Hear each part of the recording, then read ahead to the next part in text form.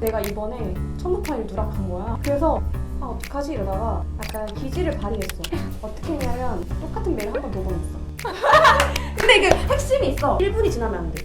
1분이 지나기 전에 마치 서버에 오류로 한 번 메일이 도착한 것처럼 이렇게 표적스러운 방법을 쓴다고? 근데 연습한 것 같아. 괜찮은데? 그래서 좋다, 좋다. 위기 탈출 넘버 컨셉으로 경험한 거랑 아니면 주워 들은 것들을 총집합해서 찍어보자. 뭐가 있을까? 일단 출근 전부터 생각을 해보자. 알람을 못 들어서 지각을 할 위기인 거야. 어떻게 하면 좋을까?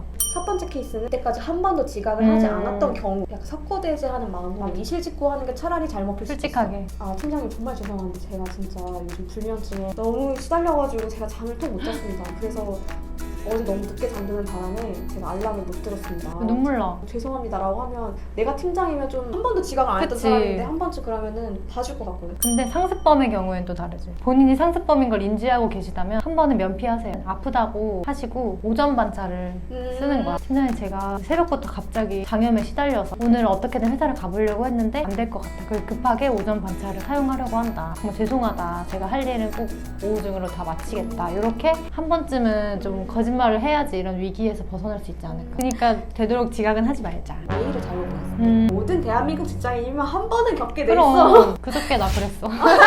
나 같은 경우에는 그냥 더 혼란을 방지하기 위해서 맨 그 제목 앞에다 재송부 적고 이러이러한 이유로 수정해서 다시 보내드린다 하고 수정 내역 다 써주고 이걸로 확인해주세요. 이렇게 그냥 보내고 한 번 더 연락드리고 정리하거든. 그런 경우가 있어. 우린 대행사잖아. A 고객사랑 B 고객사를 같이 맡을 때가 있단 말이야. 설마 B 고객사한테 보낼 메일을 A 고객사한테 보낸 거야. 큰일이지. 그럼 찾아가서 벽돌로 머리를 내겠지. 잊어주세요. 정말 흔치 않지만 그런 사고가 날 수 있어요. 정면 돌파해야 돼요. 그래. 사과해야 됩니다. 일단은 상부에 보고하는 게 경위를 말씀드리고 경찰서야. 만약에 대외비인데 유출이 돼버렸다 그러면은 내부에 일단 보고를 하시고 내부에서 그런 상황에 처리하는 가이드가 있을 거예요. 없겠지만 있을 거예요. 아무튼 빠른 보고만이 살 길이다. 나는 그런 경우 예전에 있었다고 막 전해 들었는데 광고주와 있는 카톡방에 광고주 욕을 해버린 거야. 싫어요? 어? 싫어라고? 싫어요. 우리 회사 아니야. 우리 회사 아니고 다른 회사 얘기야. 건너 들었는데 이게 막 그 사람의 실명을 언급하면서 막 서울다운 개 쓰레기 같은 새끼 이렇게 한 게 아니고 그냥 약간 맥락상으로는 이거 내 욕 같은데 할 수 있는데 물증이 없는 그 정도 수준의 욕이었던 거야. 그때는 아마 삭제하기 기능도 없었을 때라고 들었었어. 돌아다니는 짤 중에 상대방이 자니? 이렇게 보낸 거야. 당연히 전 남친이라 생각해서 야 이 새끼야 막 찢어 죽일 새끼야 그래서 이렇게 막 욕을 한 거야. 근데 갑자기 고모부다. 그 사람이 그 상황에서 로 71행시 해보겠습니다. 이렇게 한 짤이 있는데 혹시나 그런 방을 잘못 찾아가셨고 이미 삭제하기 늦었다라고 하면 N행시로 어떻게 무마해 6개월 탈출 가능하다. 이런 불상사를 대비해서 이 방 조심해야 하는 방이라고 해서 빨간 글씨로 해놓는다거나 아니면 뭐 주의 표시를 해서 배경으로 설정해 놓는다거나. 구글 들어가서 회사 카톡방 딱 이렇게 5글자 치시면요 엄청나게 많은 배경화면들이 공유 소스로 나와 있습니다. 다운로드 받으셔서 쓰시면 돼요. 아니면 좀 조심해야 하는 카톡방은 잠금 기능을 설정해두세요. 특정한 카톡방은 잠금 기능을 할 수가 있어서 잠금 해제를 눌러야지 메시지를 작성해서 보낼 수가 있어요. 멋지다. 그런 카톡방은 전달도 안 돼. 야 카톡이 일 잘한다. 그런 식으로 이제 이중 잠금을 해놔라. 결국 답은 빠른 보고만이 살 길이야. 내 친구가 했던 말은 뭐냐면 처음에 본인이 어떻게 해보려고 했대.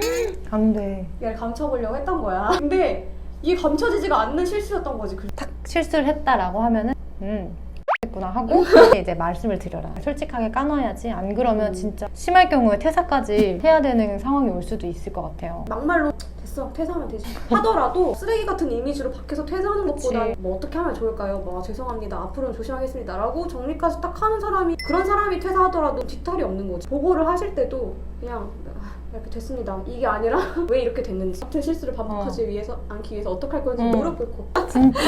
근데 상급자가 없는 경우도 간혹가다 있을 수 그치. 있어. 사수가 없을 수도 있어. 그럴 때는 가장 밀접한 부서에 먼저 말씀을 드려라. 어떻게 나 지금 울 것 같아. 너무 속상해. 나는 대학내를 다니기 전에 이제 매장 일을 했었잖아. 매장 일을 하면 무조건 금전적인 문제가 생길 수밖에 없다. 돈이 비지. 비어. 어떻게 100원 안 맞았는데 그 100원 안 맞는 거를 메꾸겠다고 어떤 사람이 자기 주머니에 있는 100원을 넣은 거야. 그게 CCTV에 찍힌 거야. 그 사람 그 100원 때문에 회사 잘렸나 그랬어. 그게 그 사람의 태도인 거잖아. 나중에 더 큰 실수를 이 사람은 할 수 있다라는 판단에 어마한 회사였거든. 사실 100만 원 단위 미치면은 빠른 보고를 하고 빨리 이걸 인정하고 사과하고 앞으로 어떻게 반복하지 않을 건지에 대한 실물서라고 하나? 그거를 딱 쓰면은 사실 해결이 되긴 해요. 근데 100만 원 단위가 넘어간다. 억 단위다. 그러면은 변호사 알아봐야지. 어떡해, 끔찍해. 죽고 싶어. 그거는 사실 진짜 내가 운전 잘못해서 페라리 박은 거랑 비슷하잖아. 거의 그 급이잖아. 진심으로 털 섰어.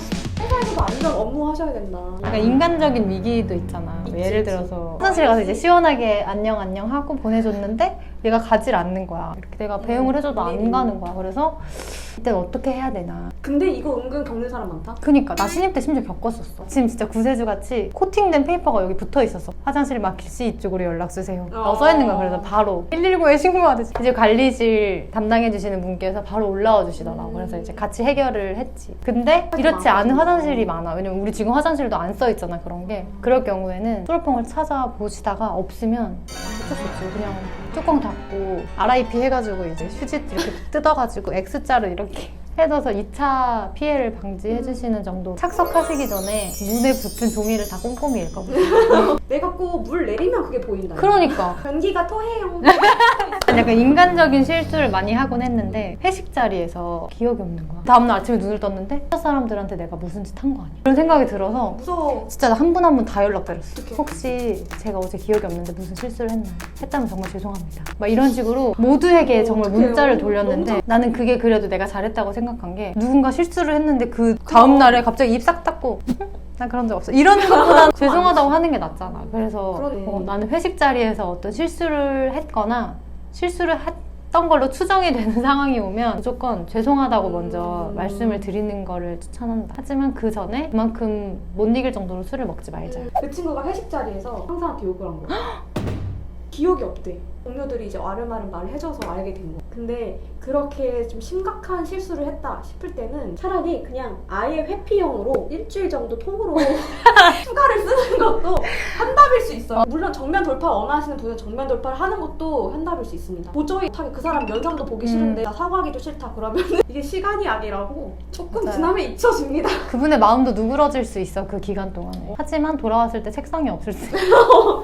다만 제가 이렇게 웃으라고 말씀드렸지만 제가 상사면은 사실 좀 어이없을 것 같거든요. 냅다 욕하고 너가 나 일주일 쉬겠습니다. 얼마나 괘씸해. 아. 휴가를 쓰시더라도 본인도 이제 일주일 동안 생각을 좀 정리하시고 이렇게 하셔서 작은 달달한 폴릿이나 이제 먹을거리들 하셔서 제가 지난번에 정말 죄송했고 앞으로 좀 더 행동에 조심하겠습니다라고 한마디 하시면 상사도 일주일 동안 약간 뾰루퉁이 있다가도 아 그래도 얘가 좀 고민을 많이 했구나 자식했구나 맞아요. 이렇게 생각하실 거예요. 그래서 오늘 저희가 말씀드린 위기 탈출 넘버1을 정리 요약하자면 공통적으로 숨기려고 하면 안 되는 것 같고 딸은 보고 솔직하게 이야기하고 해결책을 같이 찾는 맞아. 그게 위기 탈출의 넘버1이다. 그리고 실수를 했을 때 진짜 진심으로 본인이 뉘우쳐야 하는 것 같아. 그건 완전 베이스. 그런 태도가 좀 깔려 있으면 이제 주변 사람들도 진정성을 알아봐 주지 않을까. 그 외에 요즘 주식들 많이 하시잖아요. 근데 하락장 타시면은 그런 말들 많이 합니다. 위기를 거꾸로 해보세요. 키위. 아무 말도 안 듣는데 팔자. 짜증나. 아니면 그거 하면 어때? 뭐? 인스타 스토리에 검은 배경 쫙 깔고 글씨 개 조그맣게 이렇게 한 다음에 나가 죽어야지 이렇게 한 다음에 상사가 읽음 뜨면 삭제하는 거야.